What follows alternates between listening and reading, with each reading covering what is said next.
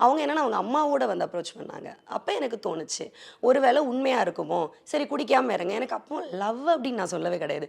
குடிக்காம இருங்க. நம்ம இந்த நட்போட பழகும். இந்த ஃப்ரெண்ட்ஷிப் போதும். எனக்கு என்னன்னா ஒரு பெருமை. ஒரு ஹீரோ நமக்கு ஃப்ரெண்ட் இல்ல. என் ஃப்ரெண்ட் யாரு தெரியுமா? ஹீரோ. அந்த ஒரு வெத்து பந்தா இருக்குல்ல. கிராமத்த பொறுத்தவரைக்கும்.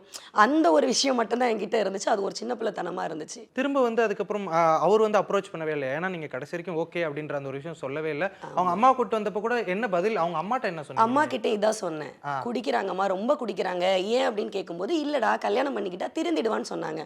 ஒரு 2, 3 வாட்டி. ஒரு வாட்டி வடபழனி முருகன் கோயில் பக்கத்துல பழைய சரவண பவன் ஹோட்டல். ஆக்சுவலா அன்னைக்கு எனக்கு என்னோட பர்த்டே ஏப்ரல் 9த். அன்னைக்கு தான் வந்திருந்தாங்க. அன்னைக்கு வந்து நெறைய பேர் உண்டு. சீரியல் ஆக்டர் விஜயராஜ் சார் உண்டு, சேஷு அப்பா உண்டு.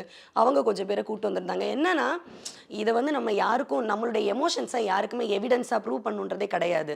ஏன்னா, அது நான் சம்மந்தப்பட்ட தனிப்பட்ட விருப்பம். இப்போ அந்த சிச்சுவேஷன்ல இருந்த யாரும் இப்போ உயிரோட இல்ல.